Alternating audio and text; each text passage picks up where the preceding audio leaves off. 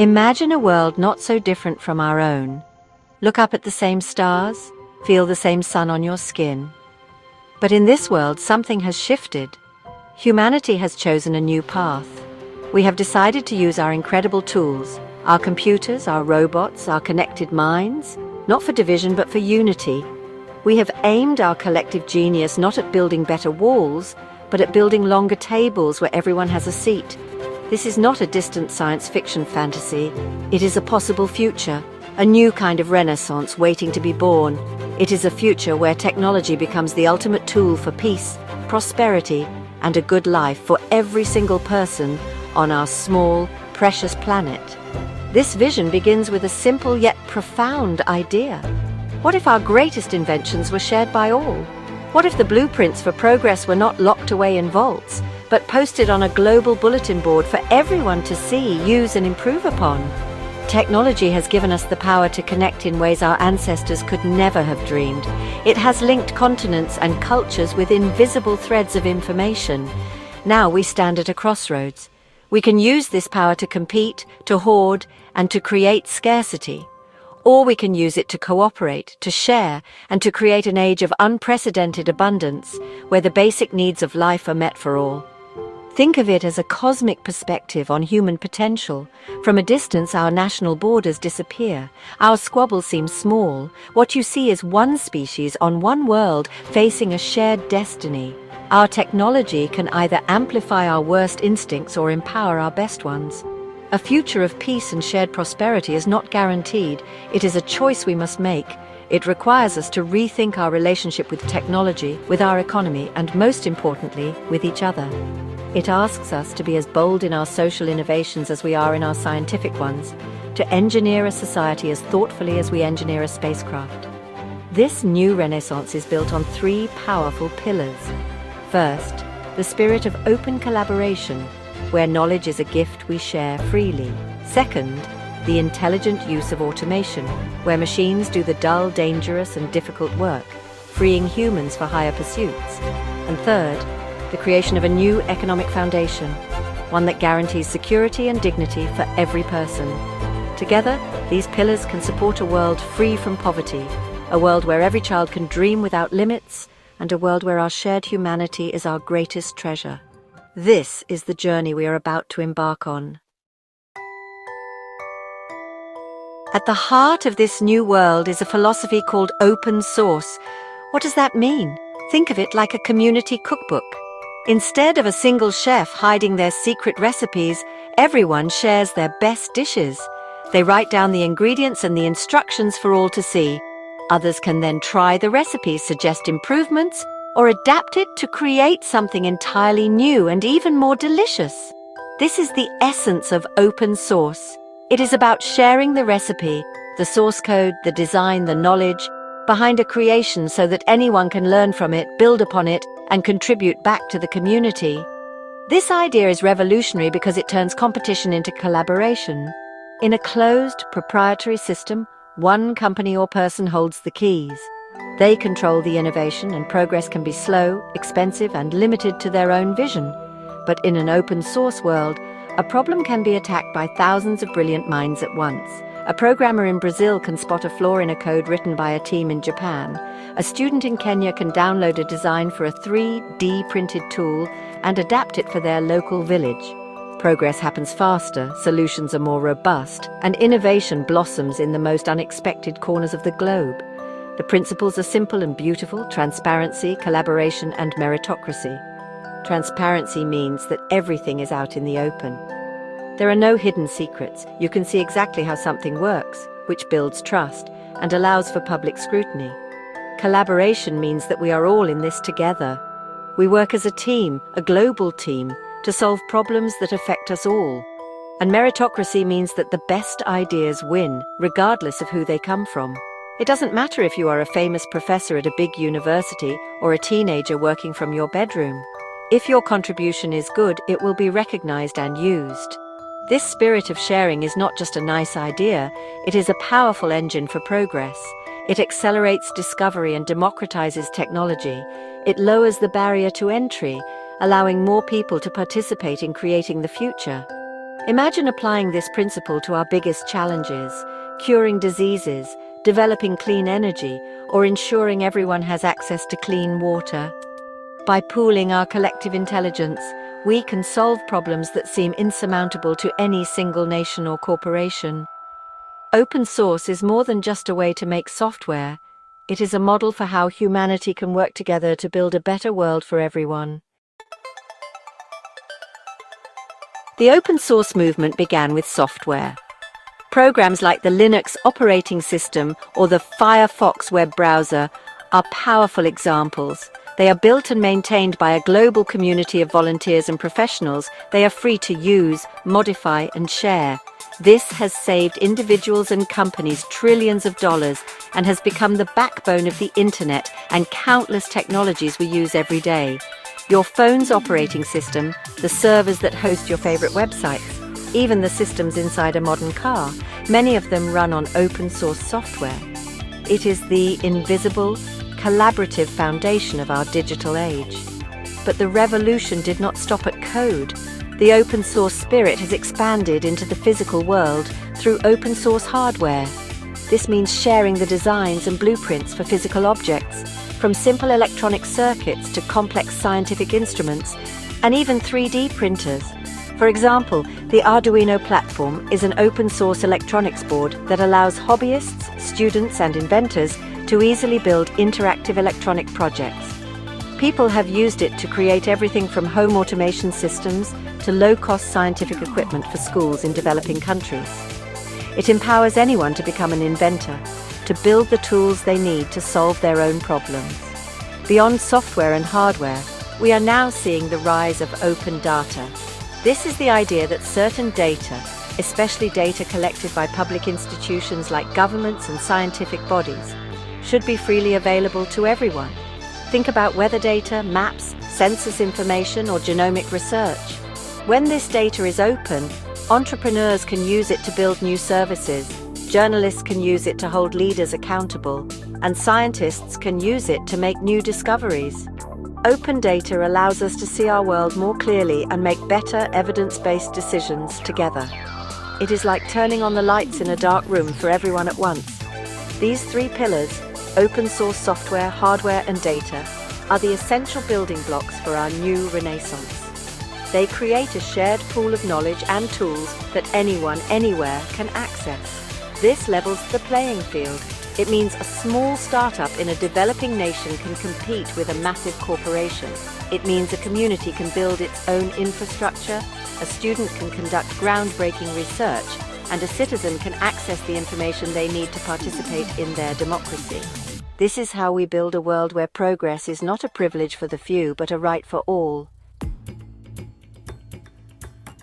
As our technology grows more sophisticated, we are creating machines and artificial intelligence that can perform tasks once done only by humans.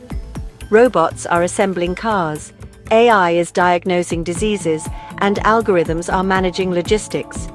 This incredible wave of automation has the potential to create immense wealth and free humanity from dull, dirty, and dangerous jobs. But it also presents a challenge. If a robot can do a person's job, what happens to that person? How do they earn a living? How does society continue to function when traditional jobs become less common? This is a question we must answer with wisdom and foresight. One powerful idea is to tax automation. Think of it this way: when a human works, they pay income taxes and payroll taxes. This money helps fund public services that benefit everyone: schools, hospitals, roads, and social safety nets. When a company replaces that human worker with a robot, that stream of tax revenue disappears. A robot tax is simply a way to ensure that automation contributes to the public good, just as human labor does. It is not about punishing progress or stopping innovation. It is about making sure that the economic benefits of automation are shared broadly across society, not just concentrated in the hands of a few. The revenue generated from these automation taxes could be substantial. It could be used to fund a new social contract for the 21st century. This money could support programs for retraining and education, helping people adapt their skills for the new jobs that will emerge. Jobs that require creativity, critical thinking, and emotional intelligence, things machines are not good at.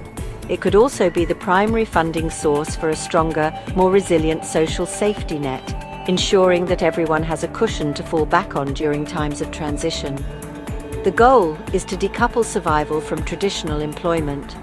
By taxing the productivity of machines, we can build a society that embraces automation without fearing it. We can celebrate a new machine that does the work of 100 people, knowing that the value it creates will help support those 100 people and their families as they transition to new pursuits. This allows us to have the best of both worlds, the incredible efficiency and productivity of automation, alongside a society that is more humane, equitable, and secure. It turns the tide of technological change from a force of disruption into a force for universal well-being, ensuring that our machines work for all of humanity. In our modern world, we are all constantly creating something incredibly valuable data. Every time you search online, use a map for directions, like a photo, or buy something with a card, you leave a digital trail. This trail is a reflection of you, your interests, your habits, your needs, and your desires. Tech companies collect this data and use it to build incredibly detailed profiles about us. They then sell access to these profiles to advertisers who use it to show you targeted ads. These companies have become some of the richest in history, all by using data that we, the people, create for free. Now imagine a different system. What if you had ownership rights over your own data? What if you had the right to decide who can use it and for what purpose? This is the principle of data dignity. It suggests that your personal data is your property, just like your house or your car.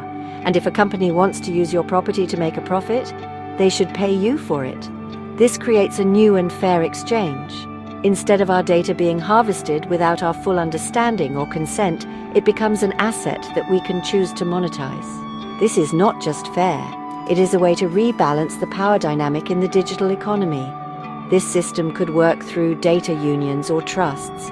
These would be organizations that act on behalf of thousands or even millions of people. You could join a union and authorize it to negotiate with tech companies to sell your data collectively. By bargaining together, we would have far more power than any single individual.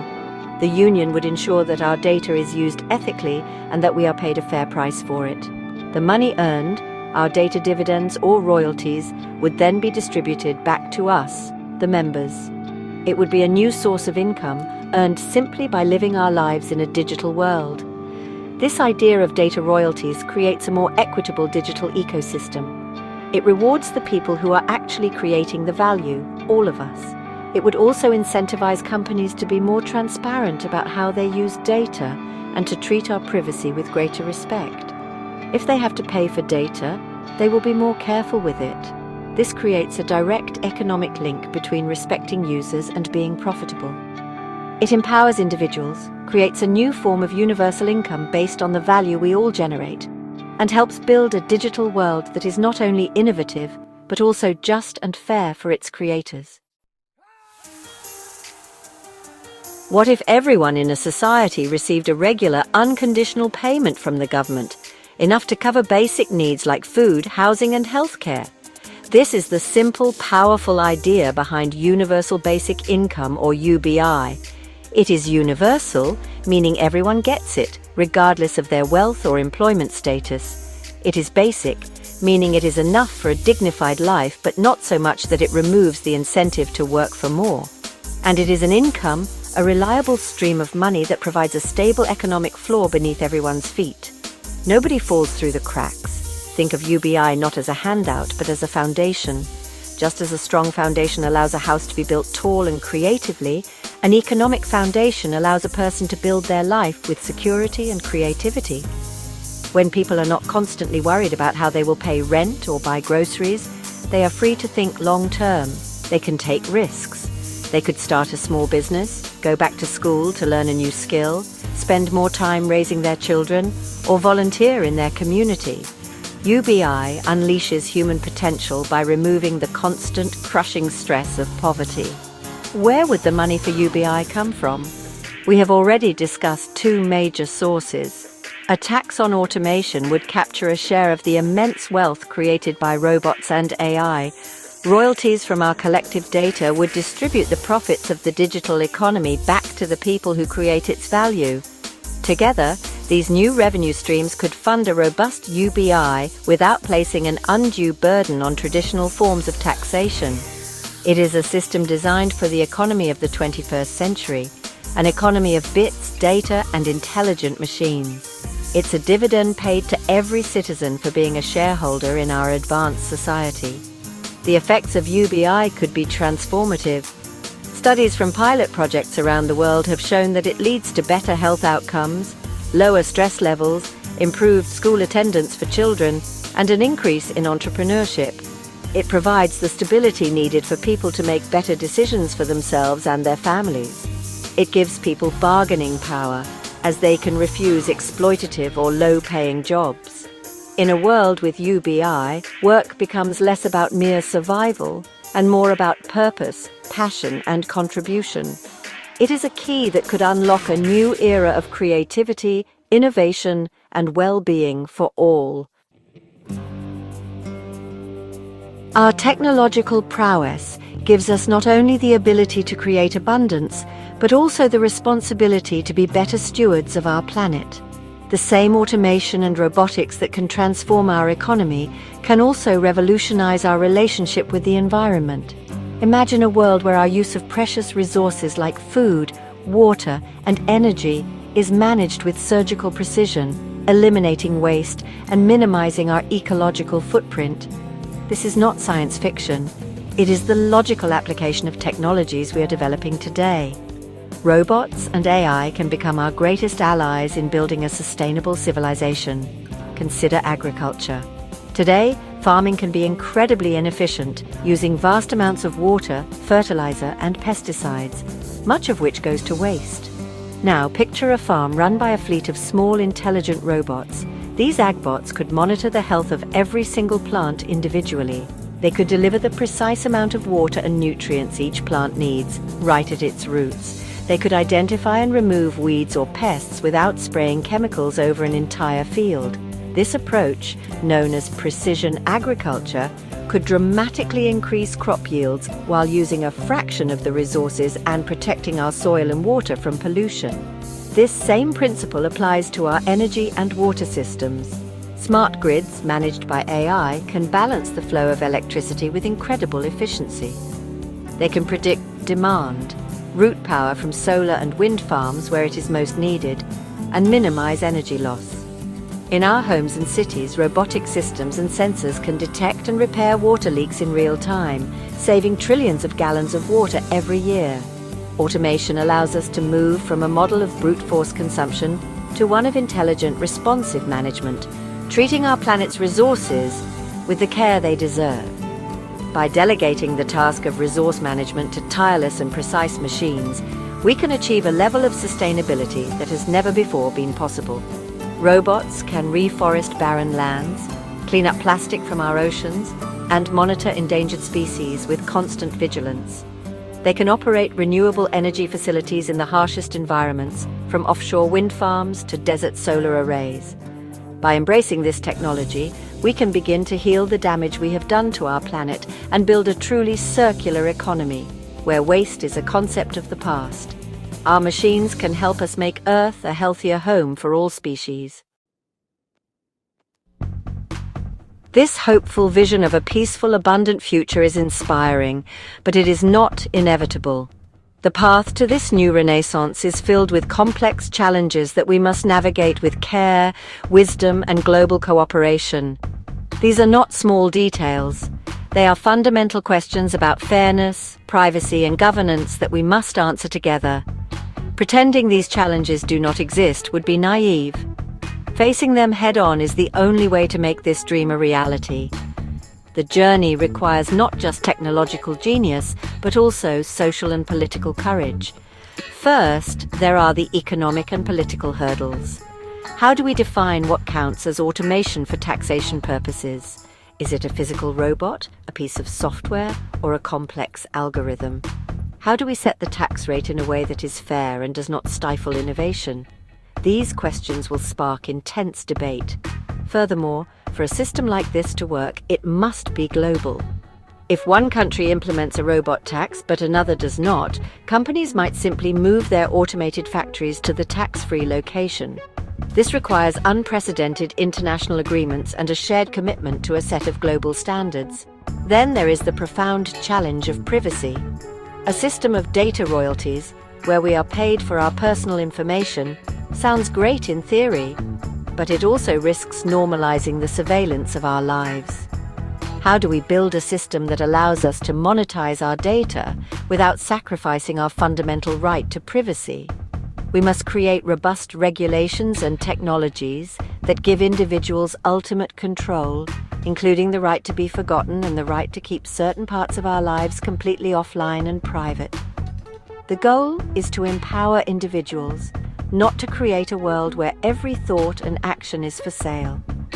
Finally, we must consider the human and cultural transition. A world with UBI and widespread automation would be vastly different from the one we know. Our entire culture is deeply rooted in the idea of a work ethic, where a job defines a person's worth and place in society. How do we help people find meaning and purpose in a world where a traditional job may be optional? This requires a profound shift in our education systems and our cultural values, encouraging lifelong learning, creativity, community engagement, and the pursuit of knowledge for its own sake. It is perhaps the greatest challenge of all, reinventing our definition of a life well lived. A journey of 1,000 miles begins with a single step. The grand vision of a new renaissance can feel overwhelming, but we can begin building it today with practical, concrete actions. We do not need to wait for a perfect global system to be designed before we start. We can plant the seeds of this future through pilot projects, policy experiments, and grassroots movements. We can learn by doing, testing these ideas on a smaller scale, and demonstrating their power to change lives for the better. This is how all great societal transformations begin. The first step is to expand and champion the open source ethos in every field possible. Governments can mandate that publicly funded research and software be made open source. Universities and corporations can be incentivized to share more of their discoveries. We can support and contribute to existing open source projects, strengthening the collaborative infrastructure that will underpin this new world. We can teach these principles in our schools, raising a new generation of creators and collaborators who see sharing knowledge not as the exception, but as the norm for solving problems. Simultaneously, we must begin experimenting more boldly with the economic pillars of this vision. More cities, states, and even nations can launch UBI pilot programs, like those seen in Finland, Canada, and Kenya. These experiments provide invaluable data, helping us understand the real-world impacts and refine the model. We can start public conversations about automation taxes and data royalties, drafting initial policy proposals and debating them openly. By starting these conversations now, we prepare the political and social groundwork for the larger changes to come, moving these ideas from the fringe to the mainstream. Ultimately, this transformation must be a global one. It requires a new era of internationalism. We need forums where nations can come together to draft treaties on automation governance, data rights, and environmental stewardship. Organizations like the United Nations can play a crucial role in facilitating these discussions and building consensus. We can start by forming coalitions of like-minded nations to pioneer these new rules, creating a standard of fairness and sustainability that others will be encouraged to join.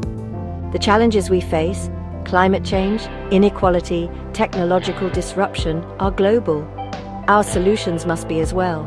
The journey begins now, with every line of code shared, every pilot program launched, and every international dialogue opened.